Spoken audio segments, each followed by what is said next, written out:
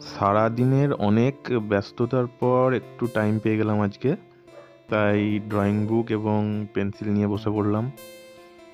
একটা ছোট্ট কম্পোজিশন তৈরি করার চেষ্টা করছি। একটা সুন্দর গ্রামের দৃশ্য।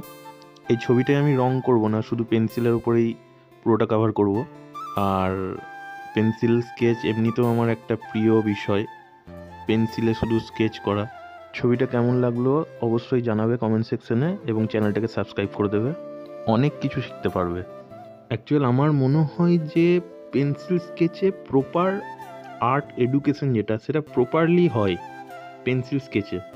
সেই জন্য আমি পেন্সিল স্কেচটা বেশি পছন্দ করি, ভালোও লাগে পেন্সিল স্কেচ করতে। তোমরা এটা বাড়িতে ট্রাই করো এবং ধৈর্য ধরে একটু সময় দেবে, কারণ আমি আগেই বলেছি যে শর্ট টাইমে কিন্তু যে কোনো এডুকেশন শর্ট টাইমে